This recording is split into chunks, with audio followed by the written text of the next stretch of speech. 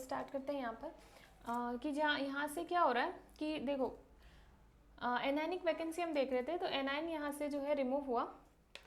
किस वजह से यहाँ से एनायन रिमूव हुआ? क्योंकि यहाँ पर जो है यहाँ सोडियम था, तो जो हमने सोडियम की वेपर दी थी तो उसमें से जो Na+ बना था उसने यहाँ से क्लोरीन को अट्रैक्ट किया और NaCl का फॉर्मेशन किया। तो अब यहाँ पर क्या हुआ, एक चीज़ यहाँ पर ध्यान रखनी है कि भले ही यहाँ पर केटायन या एनायन की कमी हो रही है, ज़्यादा हो रहा है, बट यहाँ पर हमको जो इलेक्ट्रॉनिक न्यूट्रलिटी को मेंटेन रखना है, यानी जितने यहाँ पर नेगेटिव चार्ज है, यानी जितना यहाँ इलेक्ट्रॉन है उतने ही प्रोटॉन, दोनों यहाँ बैलेंस होने चाहिए, न्यूट्रल होना चाहिए। एटम जो सॉलिड है वो न्यूट्रल होना चाहिए। तो क्योंकि यहाँ से नेगेटिव यानी एनायन क्लोरीन रिमूव हुआ है, तो ये जो इलेक्ट्रॉन यहाँ पर बना है वो इलेक्ट्रॉन यहाँ पर आ जाएगा और इसकी न्यूट्रलिटी को मेंटेन रखेगा, ठीक है, एटम को न्यूट्रल ही रखेगा। तो इस तरीके से एनायन वैकेंसी जो है यहाँ पर फुलफिल होता है। अब देखते हैं केटायन, एक्सिस ऑफ केटायन।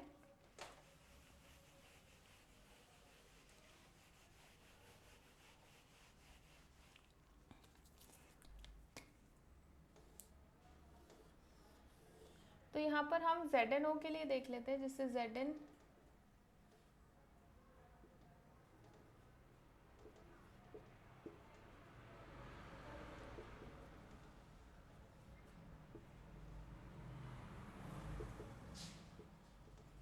अब क्या हुआ कि अगर आपको मेटल एक्सिस करना है तो एक केटायन एक्सिस करने पड़ेंगे यहाँ पर, या तो आप एनायन के कंपैरिजन में केटायन के कंपैरिजन में एनायन कम कर दो तो ऑब्वियसली केटायन इंक्रीज हो जाएंगे। ऐसा नहीं करना है तो सिंपली एक्स्ट्रा केटायन लाकर ऐड करने पड़ेंगे केटायन इंक्रीज करने के लिए। तो एक्स्ट्रा केटायन जो है वो यहाँ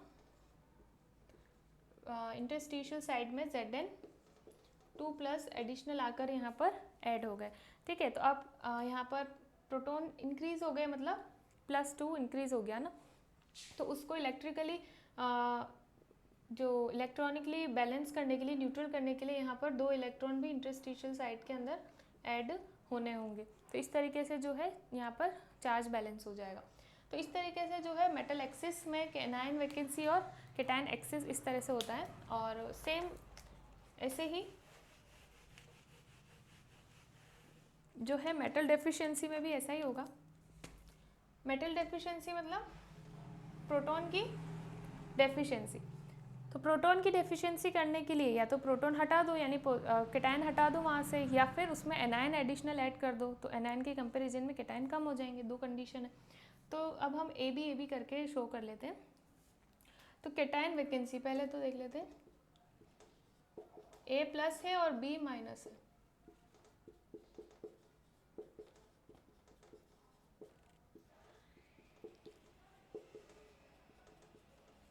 ठीक है, तो ऐसी कंडीशन में क्या होगा, अगर केटायन की वैकेंसी कर दें, यहाँ से केटायन रिमूव कर दें, ठीक है, तो अब मेटल डेफिशिएंसी हो गई ना। अब यहाँ पर देखो एनायन और केटायन कितने हैं, 1 2 3 4 5 तो यहाँ पर केटायन है, और 1 2 3 4 5 6 जो है वो एनायन है, यानी कि यहाँ पर अभी केटायन कम हो गए और एनायन ज़्यादा हो गए। तो ये हो गया फुलफिल, ठीक है। बट ऐसा करते टाइम क्या हुआ कि यहाँ से एक हमने केटायन निकाल लिया है, तो यहाँ पर जो यहाँ पर अभी केटायन कमी हो गई है, चार्ज प्लस चार्ज कम हो गया, तो एक जगह प्लस चार्ज जो है वो इंक्रीज करना पड़ेगा, ठीक है। 2+ यहाँ पर इसको हमने प्लस चार्ज एडिशनल कर दिया है, क्योंकि यहाँ पर इलेक्ट्रॉन्स का जो है, चार्जेस का जो है वो बैलेंस रहना चाहिए।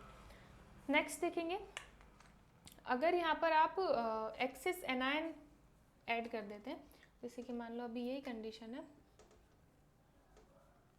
ठीक है, और अब इसके अंदर हम क्या करते हैं, एनायन जो है वो एडिशनल कर देते हैं। कहाँ पर, इंटरस्टिशियल साइड में। इंटरस्टिशियल साइड में हमने एक एनायन एक्स्ट्रा ऐड कर दिया। तो एक्स्ट्रा एनायन ऐड कर दिया यानी ऑब्वियसली प्रोटॉन की कमी हो गई, प्लस चार्ज की कम हो गई, क्योंकि हमने एनायन ऐड कर दिया, ठीक है। तो अब यहाँ पर 1 2 3 4 5 6 तो हो गए केटायन और 7 हो गए एनायन। तो एनायन इंक्रीज हो गए, क्योंकि यहाँ पर एनायन इंक्रीज हो गया, नेगेटिव चार्ज इंक्रीज हो गया, तो पॉजिटिव चार्ज को भी बैलेंस करना होगा।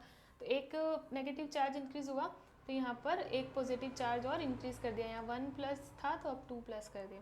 तो इस तरीके से जो है उनकी न्यूट्रलिटी तो मेंटेन रखनी है एटम की, ठीक है, चाहे केटायन वैकेंसी हो या ज़्यादा हो कम हो कुछ भी हो, ठीक है, तो इसी तरीके से जो है पूरा डिफेक्ट्स कंप्लीट होता है, पॉइंट डिफेक्ट और जो यहाँ पर हमने देखा electronic defect. So that's all about defects in solid. और भी वीडियोस इस चैप्टर के और अदर चैप्टर्स भी हम देखेंगे, ठीक है। तो stay tune for more videos and if you like my video hit the like button and subscribe my channel and share it with your friends and keep learning. Thank you for watching.